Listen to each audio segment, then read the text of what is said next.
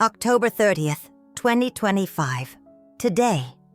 I died on this exact date, and what Jesus revealed to me in those moments will shatter everything you thought you knew about faith, judgment, and why this specific day matters. My name is Sarah Mitchell. I'm a trauma nurse. For 9 years at St. Mary's Hospital in Chicago, I've held the dying in their final moments. I've performed CPR until my arms burned. I've watched over 200 people take their last breath. I thought I understood death.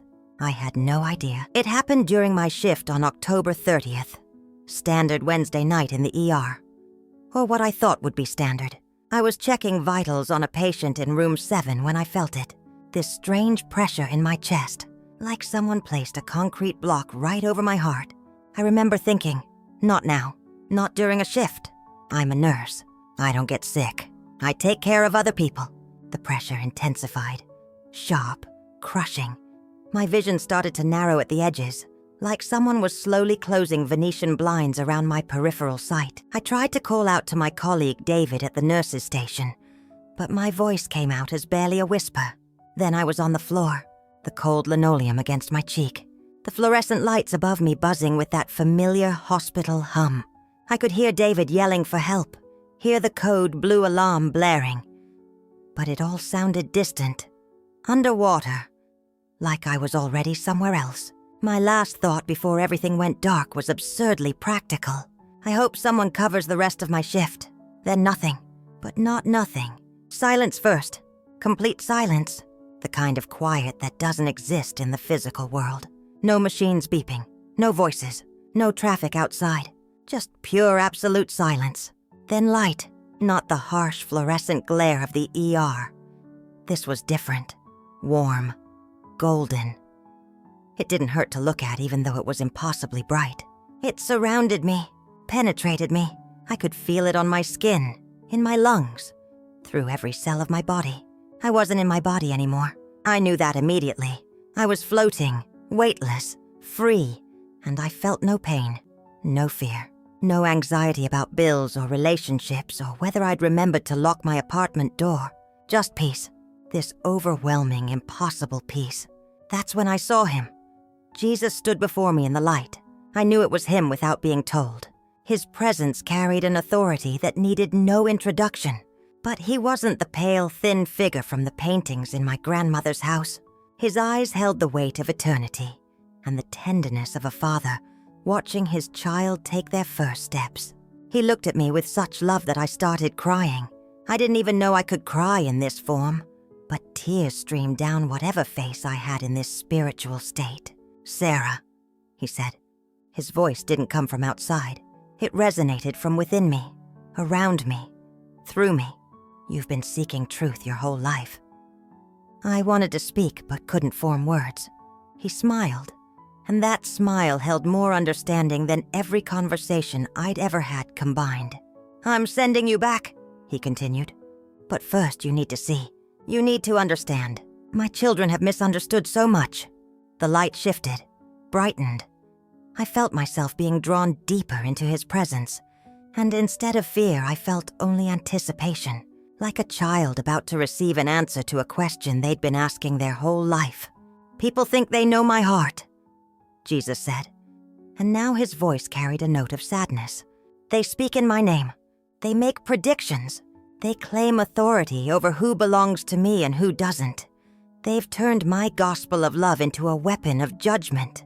My mind flashed to every sermon I'd heard growing up, every religious argument on social media, every time someone claimed to speak for God, with absolute certainty about who was saved and who was damned. "The prophecies," he said, and I knew he was referencing all those predictions that had circulated recently. September 2025, October 2025. Dates and times and astronomical events that people claimed would mark the end. They come from human fear, not divine revelation. My children keep trying to calculate and control what only I know.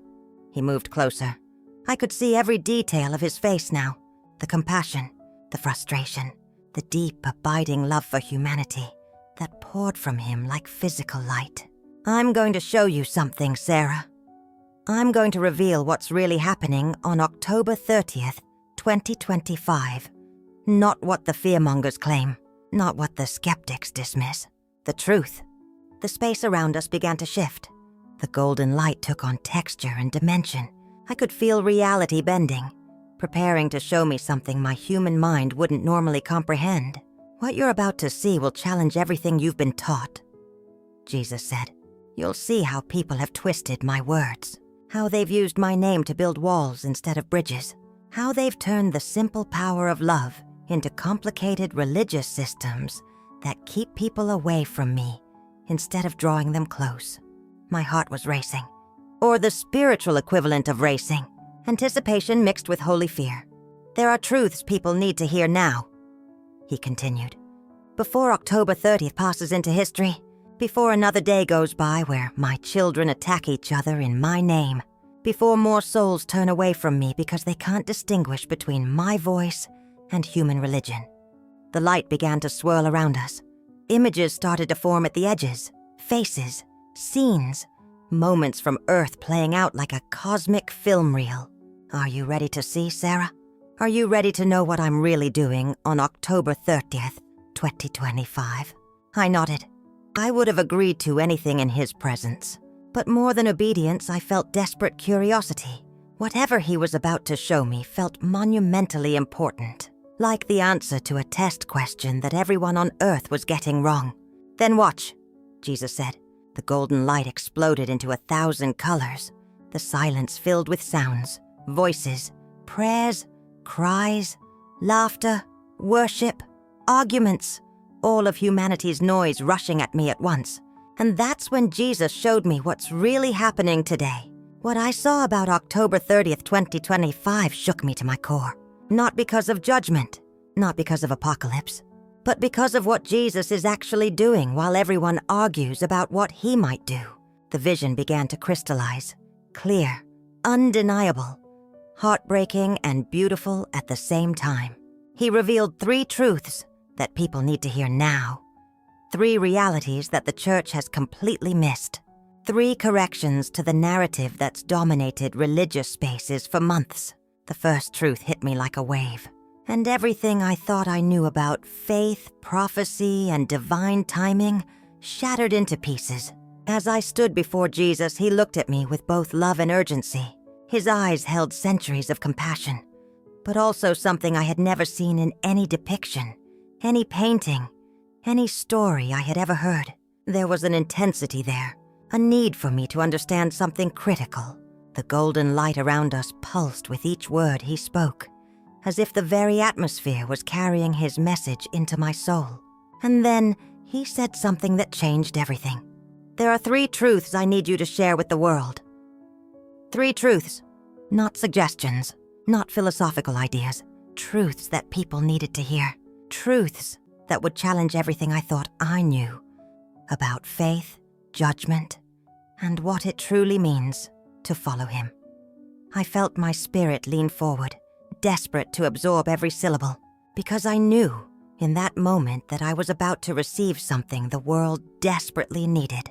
The first truth he shared shattered everything I had been taught about judgment. Jesus looked at me with those piercing eyes and said, "Tell them that I do not judge them by their religious performance. I judge them by their hearts." I felt the weight of that statement settle over me like a blanket. All those years of worrying about whether I prayed enough, whether I attended church enough, whether I followed every single rule perfectly. And here was Jesus telling me that none of that mattered as much as I thought it did. The light around us seemed to dim slightly, as if mourning the truth of what he was saying. What truly matters, Jesus said, leaning closer, is love. Genuine, sacrificial, uncomfortable love. The kind that makes you forgive the person who hurt you. The kind that makes you serve the patient no one else wants to touch. The kind that makes you give when no one is watching and you get no credit. I thought about all the times I had performed acts of service with half a heart. All the times I had forgiven someone but secretly held on to resentment. All the times I had prayed the right words but felt nothing. And I realized how much I had missed the point. Jesus wasn't looking for perfect church attendance. He was looking for perfect love. And I had spent my entire life focused on the wrong scoreboard. That first truth hit me like a tidal wave, but I had no time to process it fully because the second truth was even more urgent. Jesus' expression shifted. The love was still there, but now there was something else. Grief. Deep, aching grief. Tell them, he said, that the modern world has created new sins they do not even recognize as sin. I felt my heart begin to race. What did he mean? What were we doing that we thought was normal, but was actually leading us away from him? He began to list them, and with each one, I felt the weight of conviction settling over me. Pride disguised as self-care. People are so focused on their own happiness, their own fulfillment, their own journey, that they have forgotten to die to themselves. They call it self-love. I call it self-worship. I thought about all the motivational posts I had seen, all the messages telling people to put themselves first, to prioritize their own needs above all else. And I realized how easily that mindset could become an idol. Materialism disguised as blessing. People accumulate wealth and call it God's favor, but they do not use it to bless others. They hoard it. They worship it. They let it define their worth. I saw flashes of megachurches, prosperity gospel preachers, people who equated financial success with spiritual maturity. And I felt sick. False doctrines disguised as grace. Preachers tell people that anything goes, that there are no moral absolutes, that God's love means he overlooks everything. But grace is not permission to sin. Grace is the power to stop sinning. The light pulsed with each word, as if emphasizing the urgency of what he was saying. People are falling away, Jesus continued, his voice breaking slightly. And they do not even realize it. They think they are fine because they are comfortable. They think they are saved because they said a prayer once. But I am looking for disciples, not decision makers. I am looking for people who will actually follow me, not just claim my name. I felt tears streaming down my face. Because I knew he was right. I had seen it in my own church. People who showed up on Sunday but lived however they wanted the rest of the week. People who claimed faith but showed no fruit. People who had made a decision for Jesus, but had never actually surrendered their lives to him. And I realized that I had been dangerously close to becoming one of them. But Jesus wasn't finished. The third truth was the one that would change everything. The one that would bring me back to this exact moment, October 30th, 2025, to share this message with you. Jesus looked at me with an intensity I cannot even describe. The golden light around us seemed to concentrate, focusing all its brilliance on the words he was about to speak. Tell them, he said slowly, that today matters, not because there is anything astronomically special about this date, not because the stars aligned or some prophecy was fulfilled, but because people need to hear this now. Right now. I felt my spirit surge with urgency. October 30th, Jesus continued, is not about a calendar. It is about urgency. It is about now. Because so many people are waiting for signs, waiting for dates, waiting for some cosmic event to prove that I am real and that judgment is coming. But I am telling you, the time to be ready is always now. He gestured around us and suddenly I could see the earth below. I could see people living their lives, completely unaware of how fragile everything was. I could see wars brewing, families fracturing, hearts hardening. There are those, Jesus said, his voice heavy with sorrow, who predicted the rapture would happen on certain dates. They set expectations. They stirred up fear and excitement. And when those dates passed and nothing happened, people became cynical. They stopped watching. They stopped caring. I saw it so clearly. The failed prophecies, the disappointed believers, the skeptics who used those failures as ammunition against faith. But tell them, Jesus said, locking eyes with me again, that they are focused on the wrong thing. I did not give you a date for the rapture. I gave you something far more important. I gave you a calling to love, to serve, to be ready every single day. The weight of that statement pressed down on me because it was true. We had spent so much energy trying to predict the future that we had neglected the present. October 30th is not special because of prophecy. Jesus said.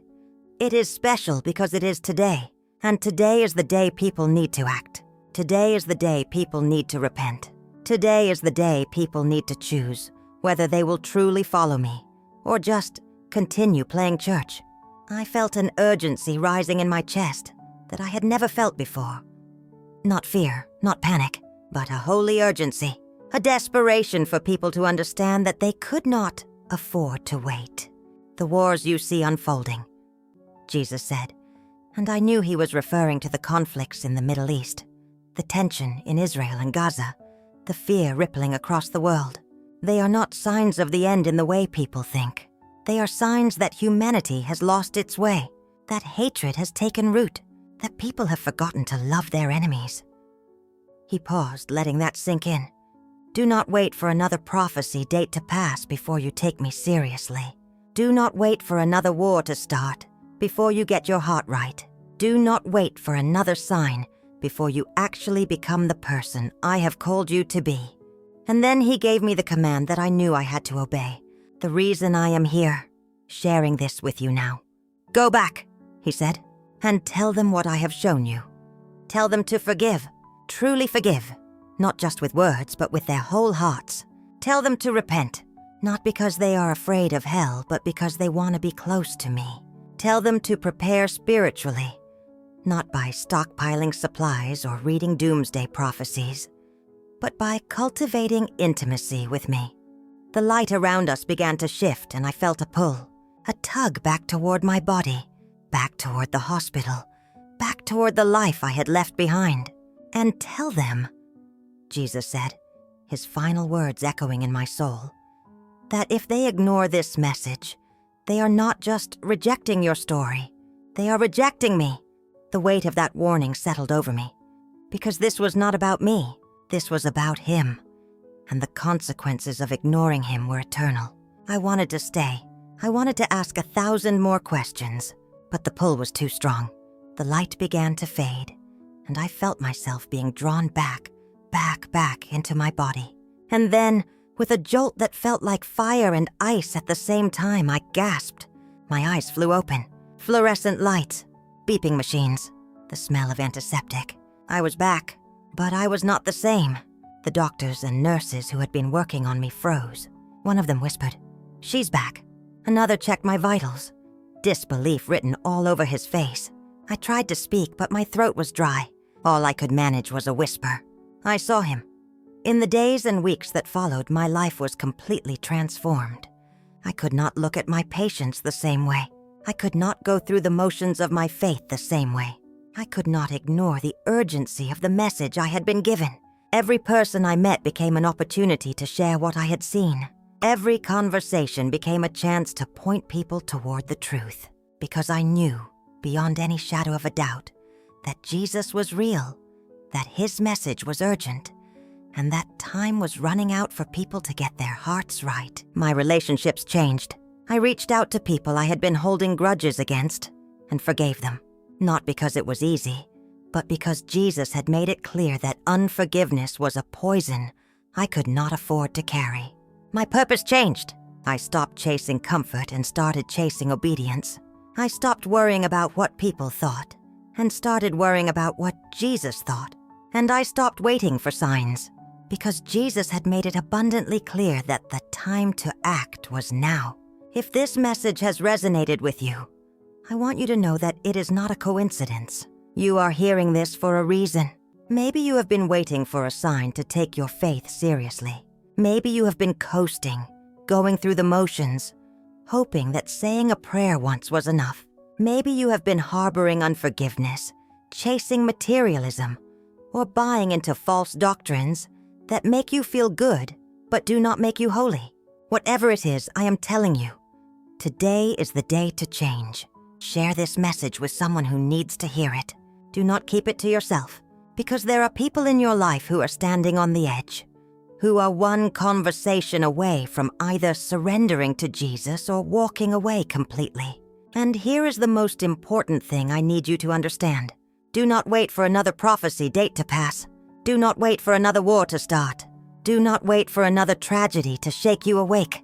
Jesus' message is clear. Be ready today, Not tomorrow. Not next week. Not when things get bad enough that you have no other choice. Today, October 30th, 2025, is not about a calendar. It is about now. It is about you making a decision right this moment to stop playing games with your faith and start living like you actually believe that Jesus is real, that judgment is real, and that eternity is real. Whether it is October 30th or any other day, the truth remains. Jesus is calling us to be ready, not someday, not eventually, right now. So I am asking you, what are you going to do with this message? Are you going to ignore it, scroll past it, and go back to your comfortable life? Or are you going to let it wreck you the way it wrecked me? Are you going to finally forgive that person who hurt you? Are you going to repent of the sins you have been justifying? Are you going to stop chasing the world and start chasing Jesus? Because I promise you, the day is coming when we will all stand before him. And on that day, none of the excuses we made will matter. None of the distractions we prioritized will matter. The only thing that will matter is whether we truly knew him and whether we truly loved him. Do not wait. The time is now. Jesus is calling, and he is waiting for your answer.